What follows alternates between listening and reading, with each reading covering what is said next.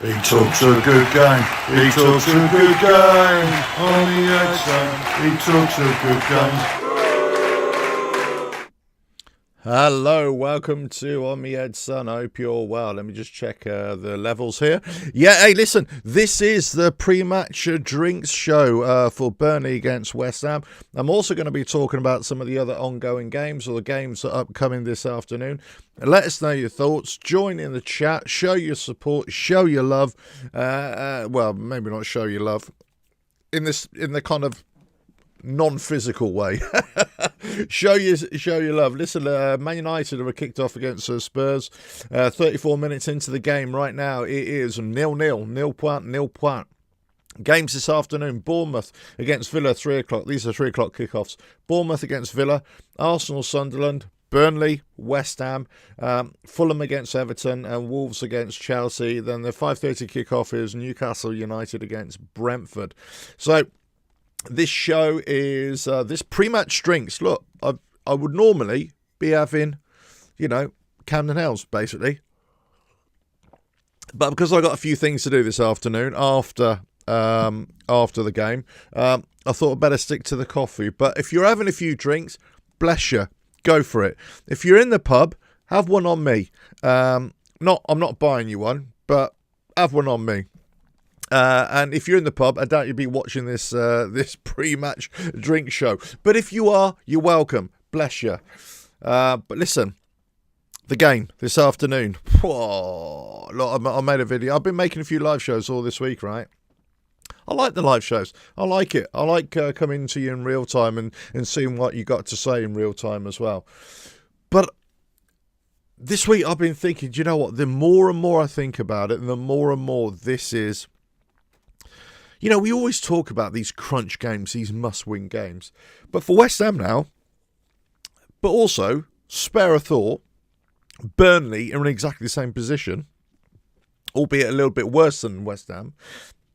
These are must-win games. Every single game is a must-win game. They've got to win it. They've got to win it. And I said this yesterday. You've got to go with that mindset, or Nuno and the players have got to go there and say, winning is the only option. Losing is not an option. Taking a draw is not an option. So I think as fan base, and maybe you're the same, maybe you're different, I don't know. I mean, let us know in the comments below. Let us know in the live chat as well. And say, show your support, show your love in a non-physical way, of course, about what your feeling is. But do you feel that we have to play on the front foot? Do we believe that we have to go to Burnley right now? If you're in the pubs right now, if you're paying attention to this and you're tuning in, what's the consensus opinion up there? How many fans have travelled up there? I would imagine we've got a couple of thousand up there today as well. I don't know what the ticket allocation is for Burnley. Sometimes I pay attention, but this one I haven't really paid attention to the ticket allocation up there. So I think it could be 1,800, something like that. Let us know in the comments below. Let us know in the chat as well. But the mindset has got to be, we've got to go there and win. Surely none of us as fans, we're looking at this, a draw, a point is a good point. I've been watching a few of the other channels this week, and I got to say, I'm not surprised by some of the reactions on the channels, but I'm also a little bit confused, I suppose, where some of them, I think they have quite a lot of faith that we can get out of this. And I suppose the confusion is that they seem to, or some, only some, right? Some appear to have a lot more faith than I do. And I don't know if that's just my negative nature or my realist nature, I don't know. But if you'd asked me 2 or 3 weeks ago, I would have said there's no chance we're definitely going down. Because we had those 3 wins, okay, granted one in the cup against QPR, it gave me pause for thought. I thought, maybe a slight chance. Then we lose it to Chelsea. We get the 6-point gap against Forest. And then I think, there's too much to do. Too little time, too little games. However, other channels out there, right, I'm sure they say, no, look, we've got time. So if you think about it, in the grand scheme of things, yeah, we do have time. We do have time, but to the end of the season, to get this done. we are 14 games out, aren't we? After today, it'll be 13 games. So there's got to be points coming in. Last night, obviously, it was a massive game for us. And we weren't even involved in it. Actually, it's a massive game for Burnley as well, if you think about it. Albeit, realistically, you got to think Burnley are gone, right? Realistically, obviously, we know that Wolves are gone. We don't know, but we think we can, It's nothing is mathematically proven yet, but at the same time, you got to think they're both gone. But for West Ham, there's still a chance, right? There's still a chance. But Leeds beating Forest last night. And I said this in the show yesterday. If you were watching it yesterday, I said this. I really do fancy Leeds. They're at home. They're a decent team. They're a decent team going forward. They've lost a few games, but they've also played really well in those games. But their home form is doing great. So I kind of, I rated Leeds to get that win. And look, I'm no prophet, right? I'm no footballing prophet, far from it. If you ever see my predictions, forget it. I always get it wrong, but I got this one right. By the luck of the stars, I got this one right. But we could all see this really because Leeds have got a really good home form and they're a decent team, whereas Forest, they're a little bit like us really. Sometimes they'll turn up, sometimes they don't. But it still maintains that 6 points. So if we get that win today, brilliant, right? We get those 3 points. Paul Howard, hello. Thanks for joining, mate. Thanks for joining. Let's have a look. I have. Come on, you ones. Absolutely. A must-win game, mate. Yeah. I've just been saying, must win. We've got to win. We've got to have that mindset that a draw or a loss is not acceptable. How has it worked out that Leeds have had 5 home night games? Yeah, weird, actually. I think this is a big advantage. Do you know what? Those night games do, especially if you've got a really good crowd behind you, they really do give you something. So, yeah, I mean, every year you kind of look at the schedules, don't you? You look at which games are being picked and you kind of think, really? I mean, I'm not... I don't know how I feel about Friday night games, I've got to say. I still don't know how I feel. Well, I'll tell you how I feel. I don't like them. That's it. I do know how I feel about them. That's bullshit. I do know. I don't like them. I don't like Friday night games. I don't like Saturday night games. I kind of put up with the 5:30 games, but you know what? 3 o'clock kickoff. I don't even like the early kickoffs, the 12:30 kickoffs. 3 o'clock and that's it. That's the only game for me. Saturday afternoon, 3 o'clock. You can get your pre-drinks in, and then you can twaddle off home afterwards. Well, there we go. Paul, he says, here we go, 2-1 to West Ham. Do you know what? I think this is actually going to be... I think I said yesterday, the day before, if you watched it, if you joined in afterwards, joined in live. I think I said... I'm not sure what I said. Remind me what I said. But I think I might have said this might be a tight game. Well, either I want us to go up there and spank them 4 or 5-0. I think that's what I was saying. But I think this could be a tough game. And I think that Scotty Parker, super, He's going to bring it. He's going to get his players playing a brand of football against us that's going to pose a threat. I think it's not going to be all our own way. But I'm with you, Paul. I think we'll come out with a win. And I think a cheeky 2-1 away win will be just exactly what we need. At the end of the day, I don't care if we beat them 4-5-0, 6-0, which does great for confidence. Don't get me wrong. And I'm with you on that. But a 1-0 win, scraping a last-minute winner, whatever it is, it doesn't have to be convincing for me because I said in the week, we need the points. We need 3 points. Win. That's it right now. And if we scrape, 3 points for every game for the rest of the season, I'm a very happy bunny. However, going forward, we know we can't sustain that, right? But for today, I think a 2-1 win is not a 2-1 away win. Well, for us, is not a bad shout. I've got to say. Look, I'm going to stay online until well, I suppose until just after 2 o'clock when the team should be announced. I'm sure there's going to be people out there trying to give you their thoughts on who's going to be starting. We can pretty much work it out. I would imagine Areola starting, Wan-Bissaka right, Juve left, I would say, ahead of Skulls. Mavropanos is going to be in there. The only point here is whether Diazi or it's Kilman is going to be in there alongside him. Midfield, Fernandez is a shoo-in to start. Bowen's a shoo-in to start. Somerville's a shoo-in to start. It's whether he puts in Potts or Souček in there alongside him. Magassa's going to be a bench here. I'm assuming, and I'm wanting Nuno to go 4-4-2 or 4-4-1-1 or 4-4, whatever you want to call Tati and Pablo up front. I think that's what he's going to start with. I think it's wrong. I said this in midweek. I think we need to start Wilson in this game. Then he'll come off after 65 minutes if he's getting a bit leggy. And then put on Tati or Pablo, for Wilson, that kind of thing. But do you know what I mean? It's one of those things.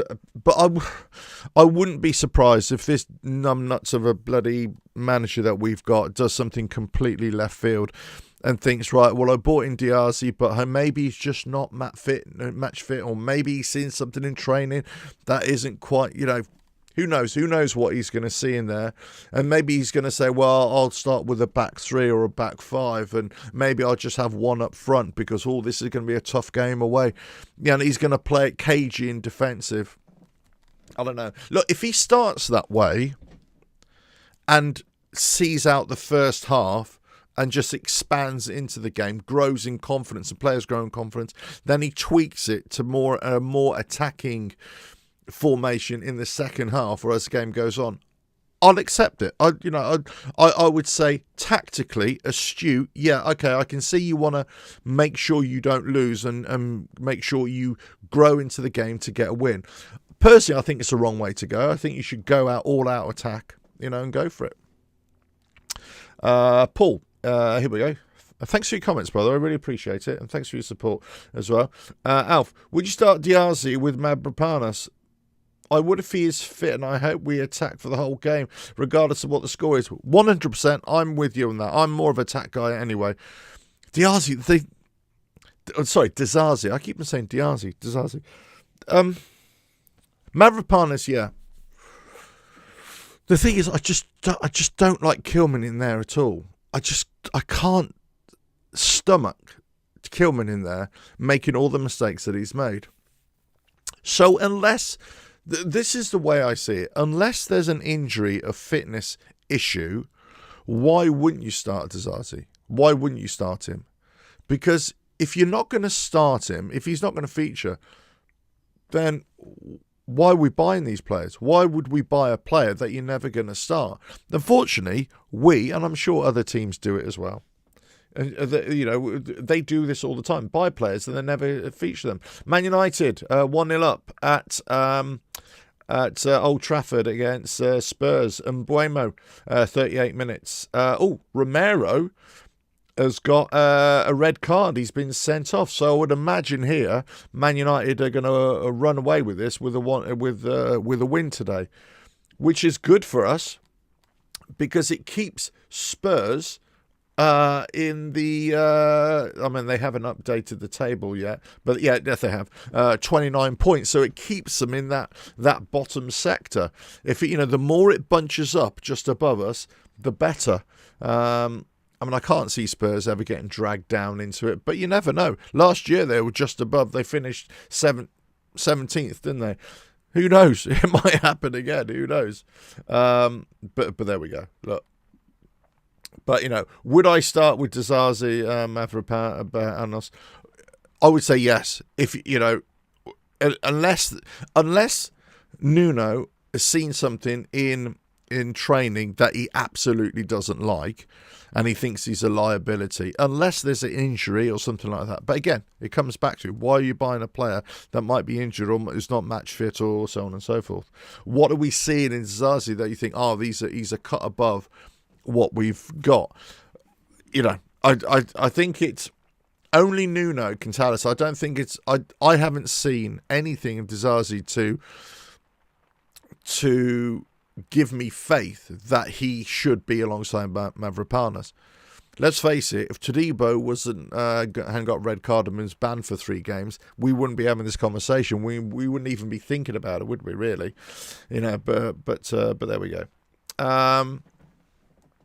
So I'll be on here until just after 2:00 until we get the teams announced.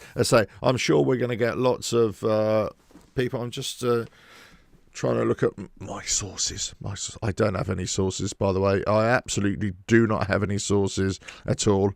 But that's it. We still, nothing has come out yet. I'm sure, we're going to get people or channels saying, look, I'm in the know with somebody and old so-and-so has told me this. Look, the things about the whole rumour mill, the thing about in the nose, I've never cared for it. I don't care for it because it's monetising information that should be free to all West Ham fans or all fans, right? But also, it's kind of like holding like a carrot over the fan base as well. So say, oh, look, I know this and you don't know this, and it makes me feel really important that I know this and you don't. I also think that actually you're allowing these leaks you're perpetuating these leaks from the club with an agenda as well, which I don't like. And so to that end, I'm more than happy just to wait for the official squad announcement or the team announcement or whatever. If Disasi doesn't start, it'd be interesting to see if he's on the bench. If he's on the bench, I always say if you're good enough for the bench, you're good enough to start. Yeah, I don't see. We think, oh wow, he might not be able to last 60 minutes. Then he shouldn't be on the bench. Then, if you don't think he can last 90 minutes, then he shouldn't really be on the bench because we might need to call upon him.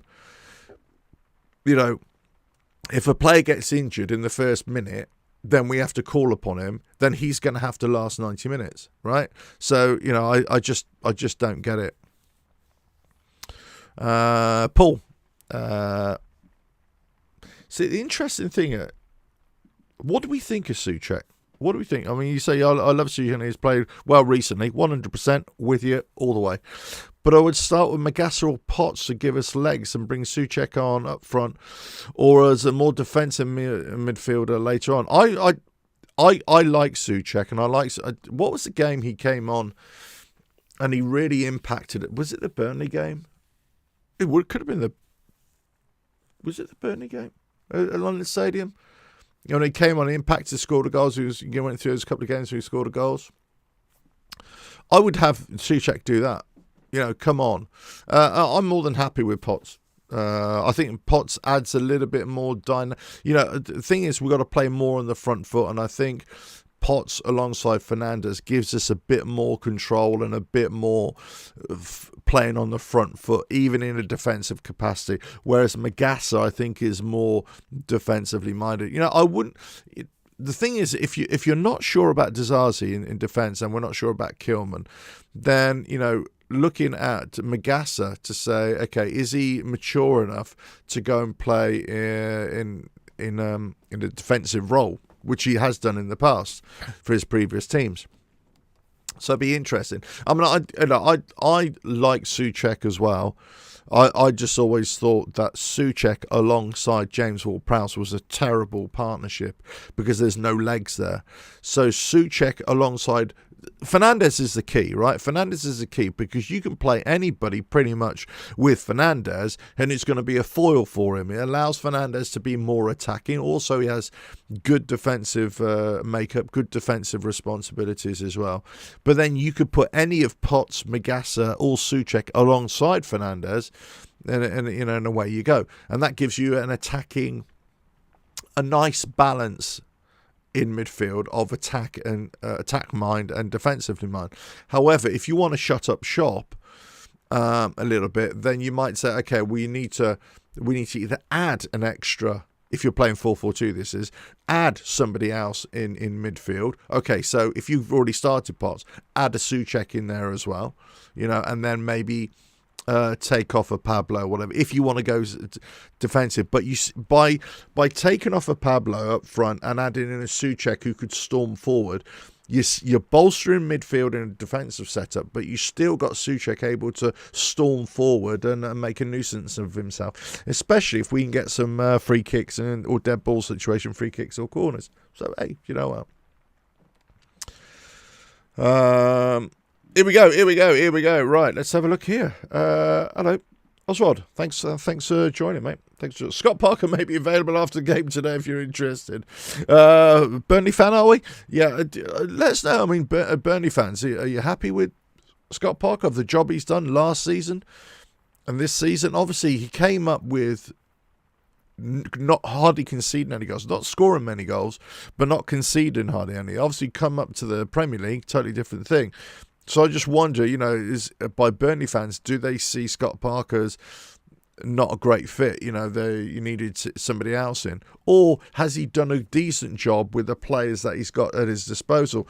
I would, again, outside looking in, and I'm a Scott Parker fan, and I'm not necessarily the way he plays or the setup he plays, but I think I admire what he did with Fulham bringing up, and I admire what he did with Burnley coming up, and a couple of the other things that he's done.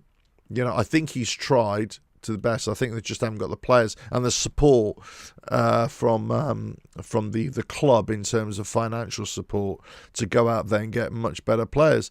It could be that his level is just a really good championship manager. That doesn't make him a bad manager. That makes him a really good manager, right? So, if I don't know. I mean, is he under pressure? I would imagine he is under a lot of pressure, right? Under a lot of pressure from Burnley. But you kind of think, well, changing Scotty Parker right now doesn't really do a lot for Burnley. I mean, who are you going to get in? Who are you going to get in? It's the question that we would ask any of us, right? Any of us on our team, West Ham, if we sold sack Nuno now, who would we get in? Well, there are a few options out there, but you would have to look at attack-minded players, because we do have on paper some decent players, so you can turn it around.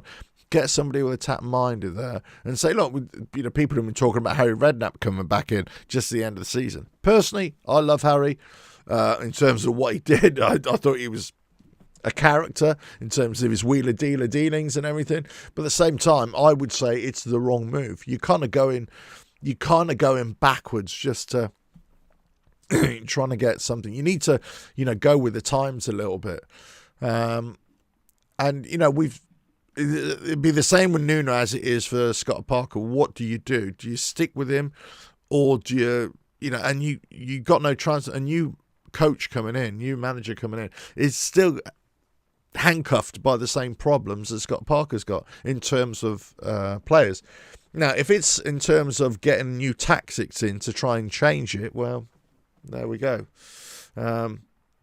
So I think the problem is that if you haven't got great offensive players and you haven't got the money to buy quality players, then you kind of have to stick with this defensive setup, especially when you go up a level. The problem Scott Parker has got is that he was playing that way in the Championship and got them promoted, of course, and it was an amazing success. But it was built on being defensively set up and just getting the odd goal here or there, which won them games. Hardly conceded any goals. I think, was it a record lowest number of goals conceded in the season in the Championship? I think it might have been. I'm not 100% sure on that. Let us know. But, both teams, clubs are under pressure. Both managers are under pressure.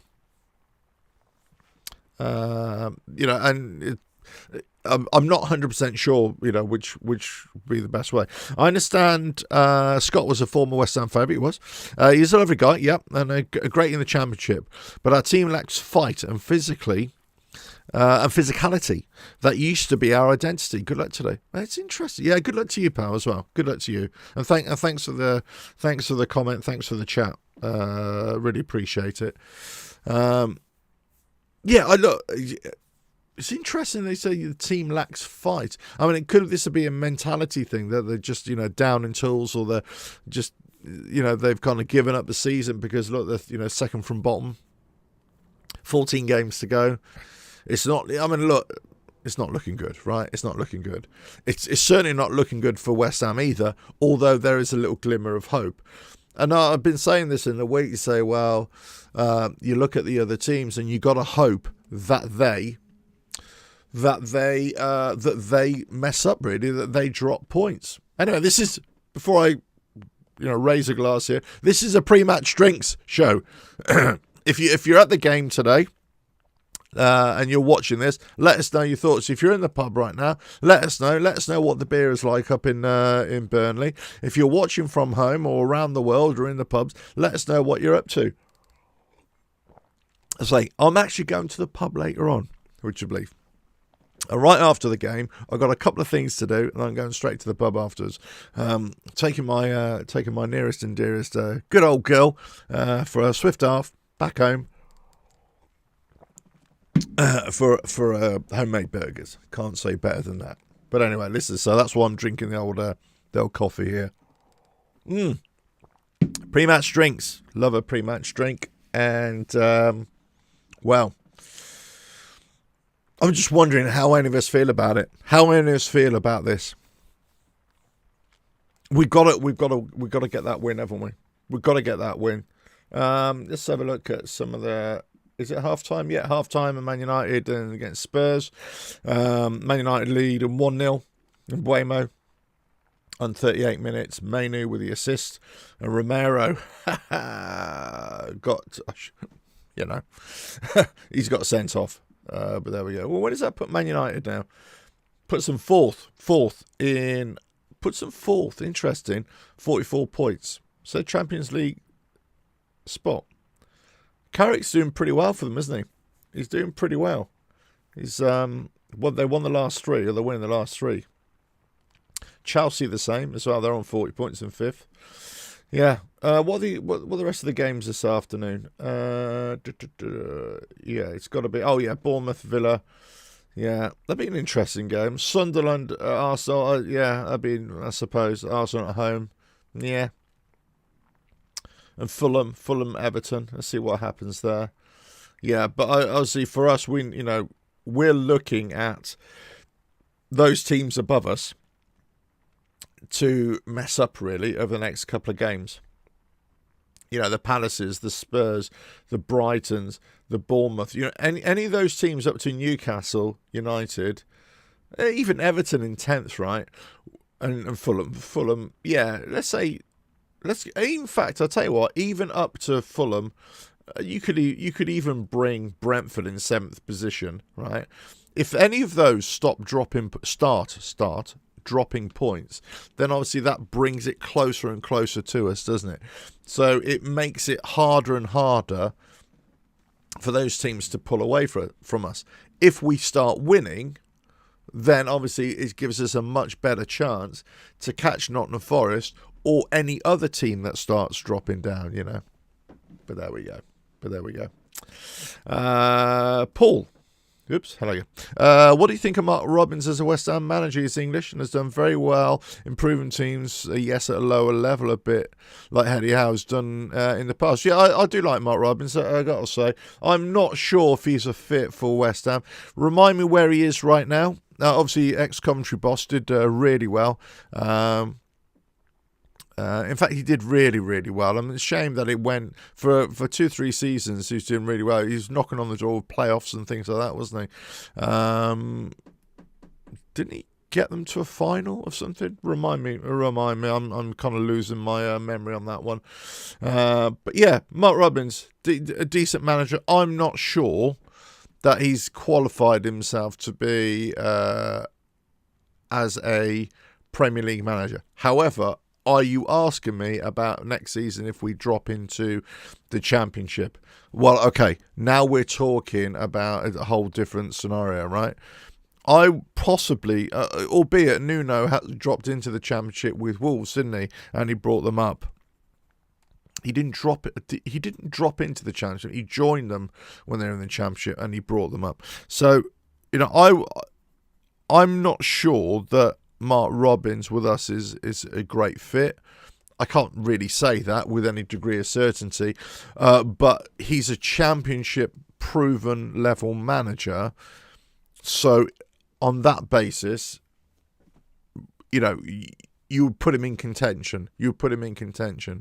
I'm not sure that I want to see West Ham in the Championship with Nuno at the helm.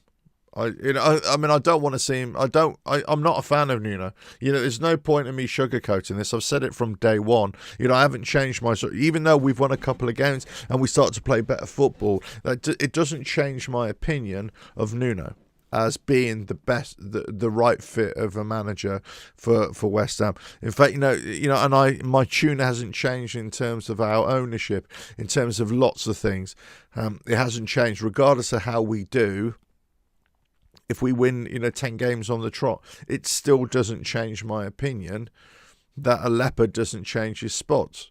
We're still going to have the same old problem with the manager, with the owner, with the players, whatever it is. We need a fundamental change. We need a quantum shift in how we as a club are run, how we structure ourselves, how we target players, how we build a squad, and the kind of manager and the coaching that gets us to play a different brand of football.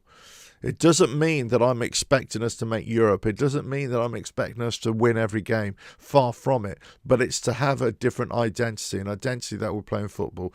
So, with that, I've said from day one that Nuno isn't the manager that is going to bring us anywhere near that and bring a good time feeling to the club. The decisions that he's made this season in games has cost us points. Those points are vital for us, and we would be out of the relegation spot, out the relegation zone, if he hadn't have made those mistakes. And we have to go back to the Brentford and Leeds game where he made those tactical decisions and everybody was scratching their head, and he repeated it. And that was the problem as well. And we lost those games. So those two games are 6 points. And guess what? We're 6 points behind Forest.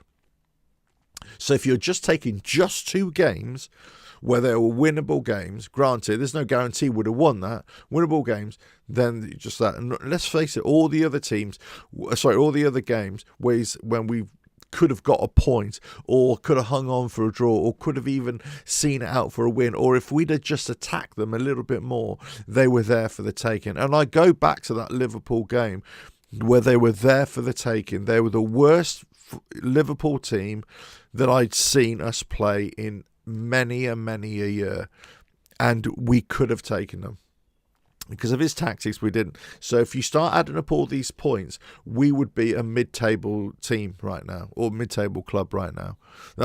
So I am steadfast in my opinion that Nuno is not the right manager. And if we get sent down with Nuno, whether he will stay, whether he'll get sacked, and so many different permutations. Of course, so many different permutations. But whether he would. Whether we would want him in the Championship. Look, the Championship, as we all know, you don't need me to tell you, it's a tough old league. That is really, really tough. And, there's a real good chance if we get relegated, we stay relegated we stay in the Championship for a number of years. I wouldn't be surprised. I wouldn't be surprised. I was thinking about this the other day, actually, that there are two aspects to being relegated, and I tell you what, whilst I don't want to be relegated, and whilst I understand about the financial implications and everything, so on and so forth, right? And the commercial, appeal of West Ham and everything, in future years, right? But I was thinking about it. One, it meant on some level, I would really start enjoying the football again, because it is more of a no-nonsense brand of football, and we haven't got VAR and all this kind of stuff. So there'll be lots of positives in terms of going to games and watching football. There'll be lots of teams that you're not watching this Premier League style football anymore. You'll be watching something that's just a bit more honest, and I like that. If we did it right, then we probably have more success than failures in the Championship. Doesn't mean that we'd get to playoffs. Doesn't mean that we'd win the league, and hopefully we would bounce right back and come back in. But that would give everybody a big buzz, a big lift. Going down, of course, adds extra pressure on the ownership to change and getting somebody else in.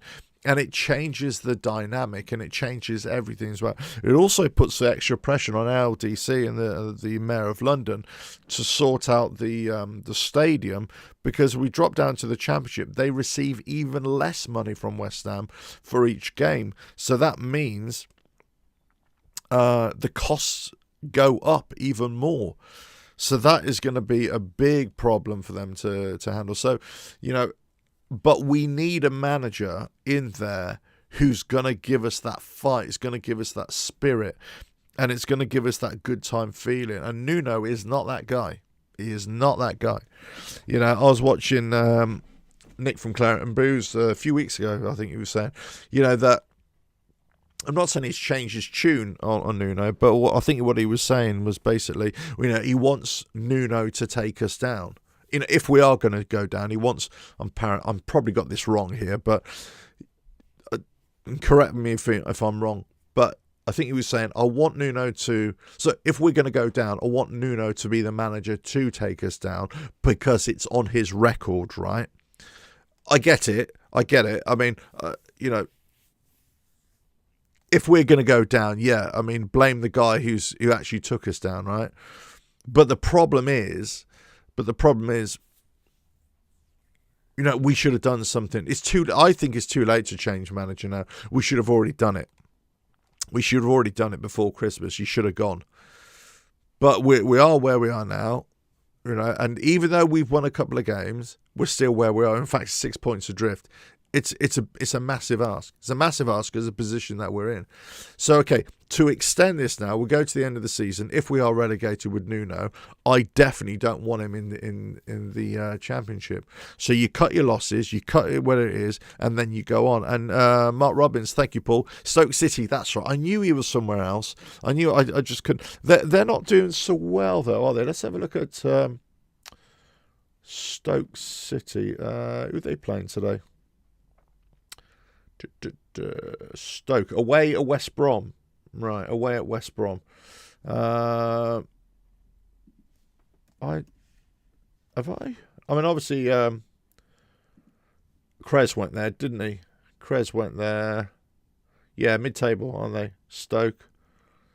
Let's have a look. Stoke, yeah. Stoke City need their new signing to get up to speed. It's quick in order for Potters to challenge for a playoff, says Mark. Yeah, so he's struggling. I mean, he's trying to get them up to playoffs, but the new signings, I mean, it's like the same old thing, isn't it? The same old thing when you're talking about January transfer window, getting new players in. You're hoping that these players can, hit the ground running, as he says, get up to speed and, get your results, get your performances. So it doesn't matter where you are in the leagues, which league you're in. If you get new players in before the season, in the summer or in January, you need them to start performing and start delivering. If you don't, you don't. As I say, if we got sent down, if we got relegated, then I think I want a manager in there who's really going to give us that drive to come forward again. I don't know who that is. Again, I couldn't tell you who that guy is. But I think it's the type of manager that we need, not necessarily a particular name. I mean, I couldn't tell you, in all honesty, that I follow the likes of Mark Robbins or anybody else with any great deal of scrutiny. I kind of remember what he was doing at Coventry, and he was getting a lot of praise at Coventry at the time. Obviously, it went a bit pear-shaped for him. He's got another job. He struggled a little bit at Stoke City, but the same problems arrive there, right? But I just like somebody who's a little bit attack-minded. But we know how this goes, right? You get another manager in, and then you think, oh, he's doing really well in wherever, yeah. Oh yeah, let's get him into us, and then they fall flat on their face, and things don't go well. it happens all the time, right? It happens all the time. You're linked to a manager. He thinks, oh, he's doing great there in League 3 in the second division in the French league. Oh, he's doing really well there. Maybe he'd do well for us. Then he does join an English team somewhere, and he's just, not that good, or it just hasn't worked out for him, right? I mean, sometimes you got to look at this. You got to look, well, is it the manager? Is it the players? Is it the club? I think always it's a combination of the three, right? But, a club isn't going to try and employ a manager that they believe is going to be able to take them forward. But if the club themselves aren't helping to take the club forward, then the manager's always got his hands tied behind his back. Then it comes down to the players that you've got. Can that manager speak to the players, put over his ideas? Can he get them to buy into it? Is he a man motivator? Is he going to be able to get them to perform at the highest level? Is he going to be able to address all those little markers that are going to be able to say, okay, we're going to increase your performance here by 1% and another here by 2%, and look at your nutrition, look at your training? Is he that kind of manager, or is he kind of a gung-ho manager? Yeah, look, just go and do some running, you'll be all right. And that's the problem when I looked at Harry Redknapp, right? Harry Redknapp, I thought, well, yeah, he was saying it's exactly how I feel, that, look, it's not rocket science. You get these players just to do that, right? He was a great man motivator, man manager, Redknapp. But I'm just not sure that he's the kind of manager who would look at these individual markers and say, we need to do this, we need to do that, we need to change this. If you look at the likes of... I always bring it back to cycling, right? British cycling, Dave Brailsford, or Sir Dave Brailsford. For a time, British cycling was pretty much nowhere. Well, I wouldn't say nowhere, that's wrong to say, but, it wasn't at the world elite. Then all of a sudden, he went in there, started changing, incremental, making incremental advances, 0.5% here, 1% there. And then overall, you get a 5%, 10% performance enhancement, right, over your competitors. So all of a sudden you think, well, okay, but it's by addressing that attention to detail in lots of different areas.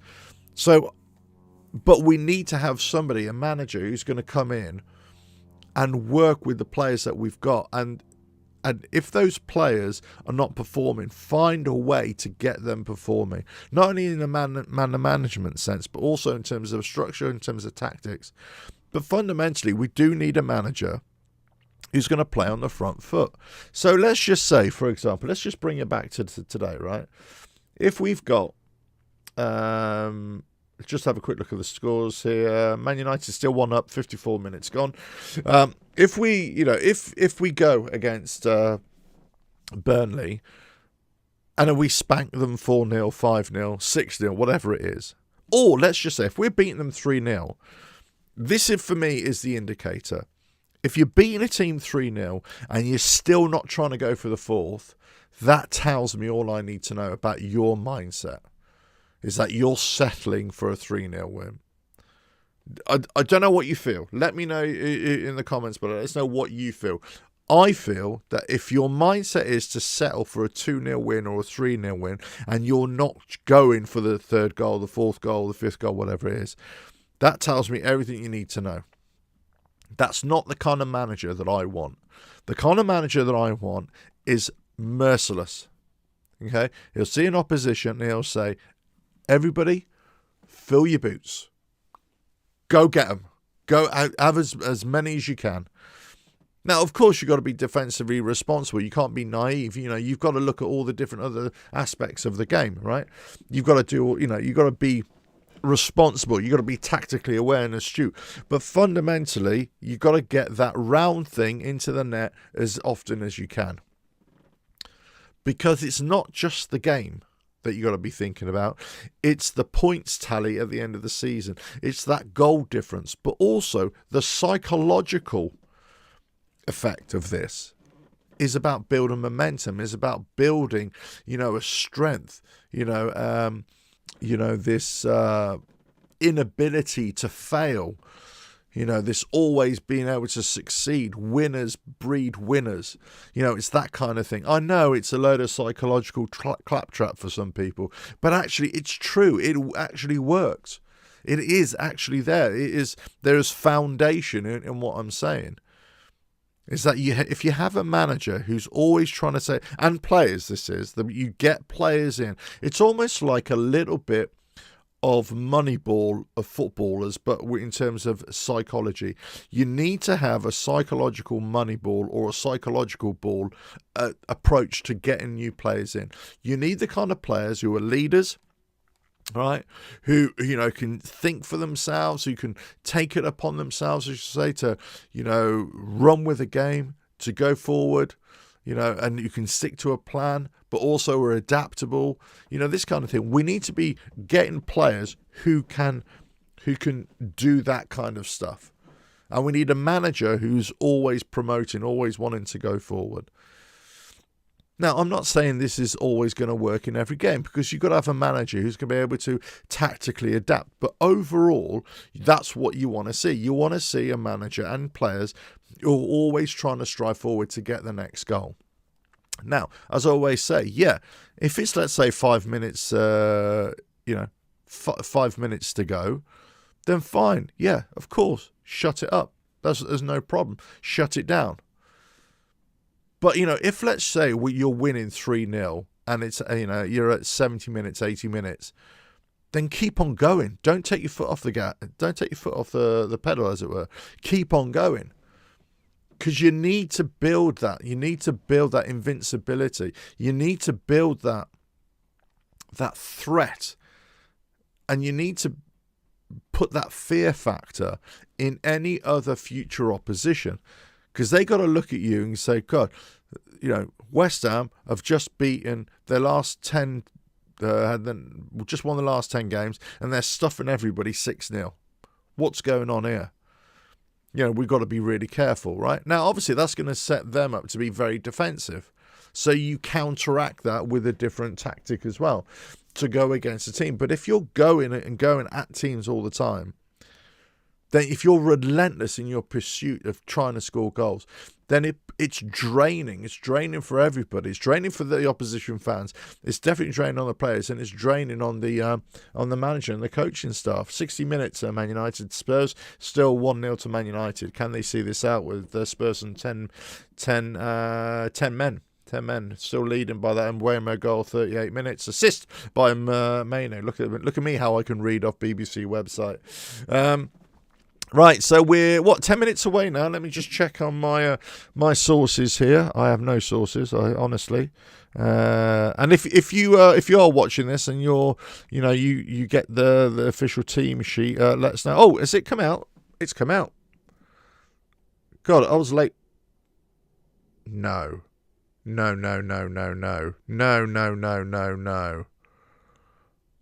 What the 2 minutes ago?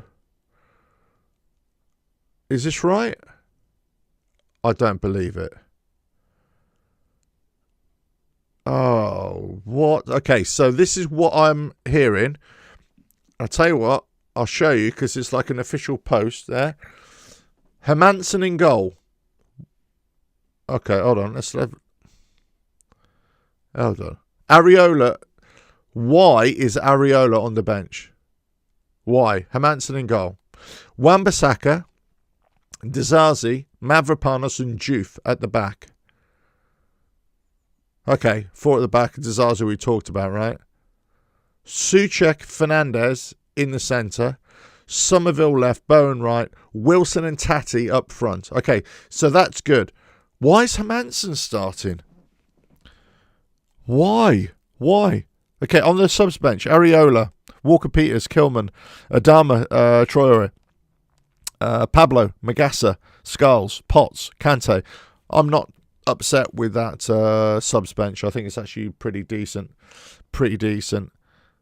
Is this right? Yeah, let us know. Let me just go back here. Ario. Yeah. People are asking, why is Areola on the bench?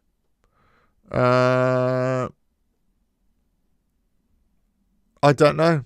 I don't know why this is happening. And let us know. Let us know your thoughts. There we go. Let's go through this again. Hermansen. In goal for us. Wan-Bissaka, Dizazi, unproven Dizazi in the centre against alongside Mavropanos and Juve on the left back. Souček, Fernandez in there. I'm not sure starting Souček is the right one, but listen, I'm not totally against that. I would have preferred Potts to start on this one, I got to say, and bring on Souček later. Somerville, hopefully he can hit the ground running, as with Bowen. They've had a few good games recently. I am happy that Tati is up there with Wilson. I am happy with that. And I would imagine that Wilson's going to be up there as a number 9, and Tati's either going to play off him or play just behind him. I'd be very surprised if they're just going to go a 2 up there. Well, there we go. That's it. I'm really, really surprised at that. Really surprised. Let us know your thoughts in the comments below later. I'm, again, really surprised. I mean, if you're a West Ham fan, what do you think about Hermansen coming in? Why has Areola been dropped to the bench when he's just been so fantastic for us? I just do not get it. These are crunch games. Why do you think he needs to rest? Why has he got a slight injury? If he's got a slight injury, he shouldn't be on the bench. It's as simple as that. What are you thinking? What? Because what about if Hermansen has an absolute nightmare of a game? And you could say that about any player, of course. Of course you can, right? But looks like the fan base does not have faith in Hermansen, right? Does not have faith in Hermansen. I just don't get it.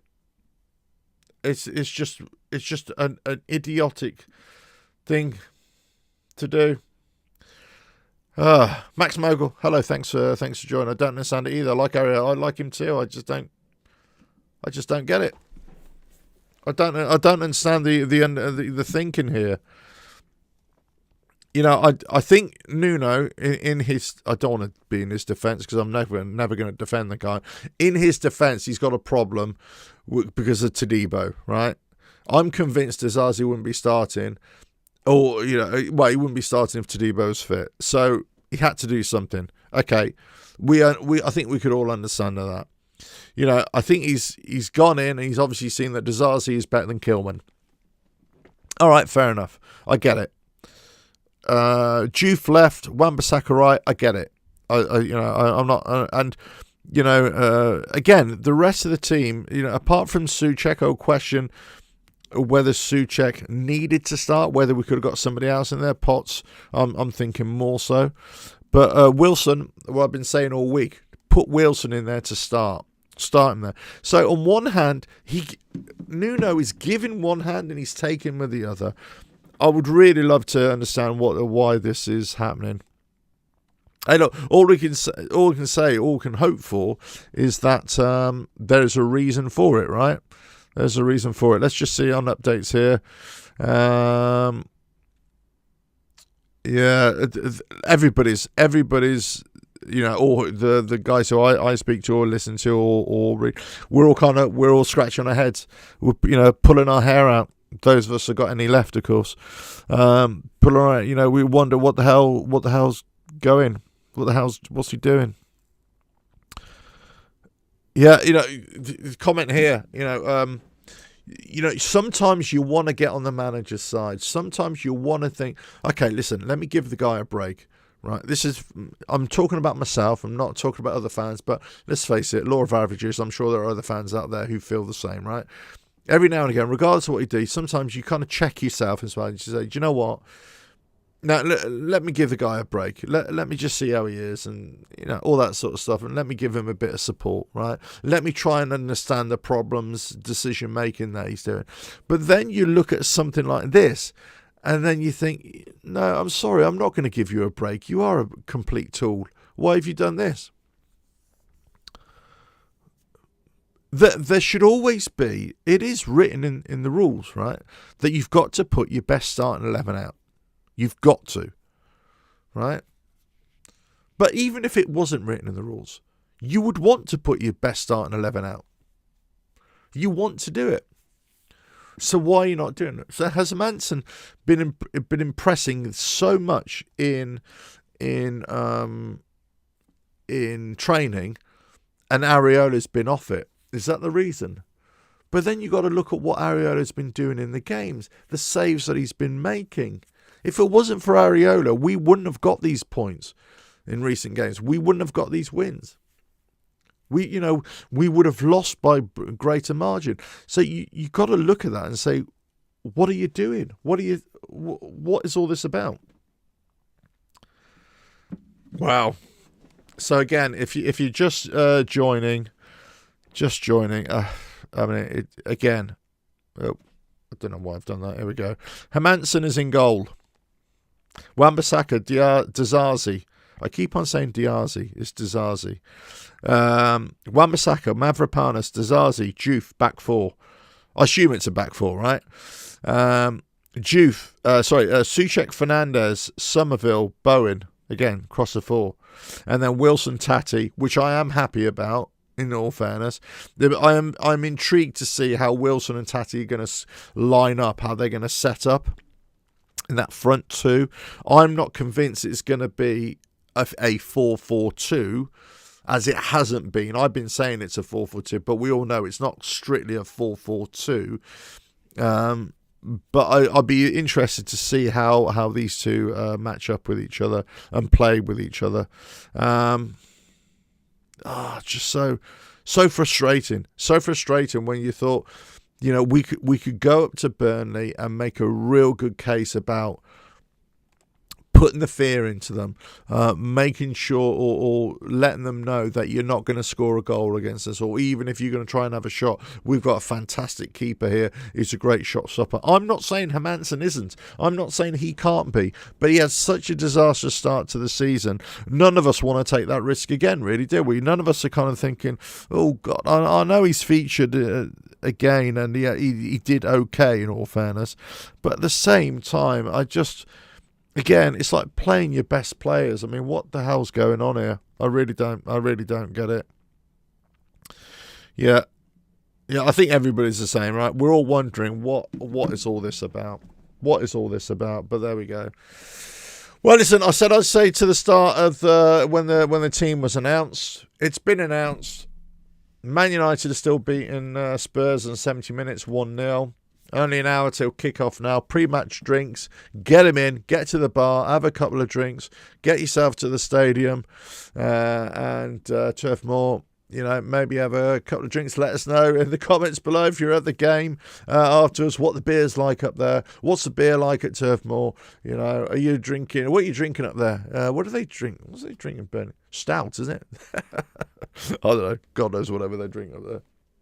Northern drinks, which I do like, actually. I do like a pint of bitter.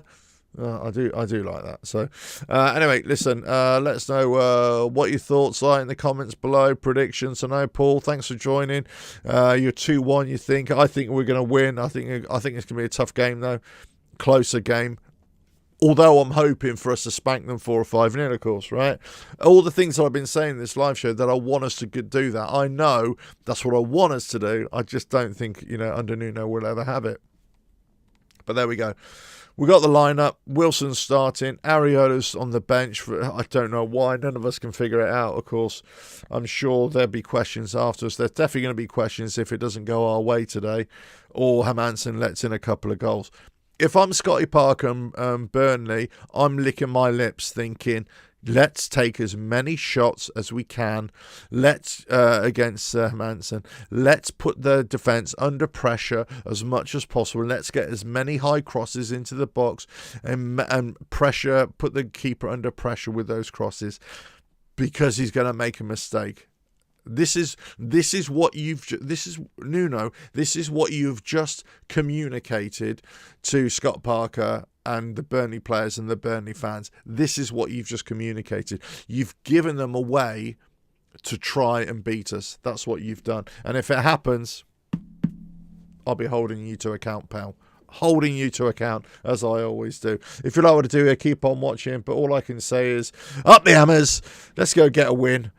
And I'll catch you on another video coming very, very soon. I'll probably come back tomorrow. I won't come back tonight. I got too much to do after the game. I'll come back tomorrow and have another session, live session, reflecting on the game and all that kind of stuff. But yeah, let's go get the win. Let's go get the win. Hopefully. Fingers crossed. Fingers crossed. Right? Catch you again. Bye now.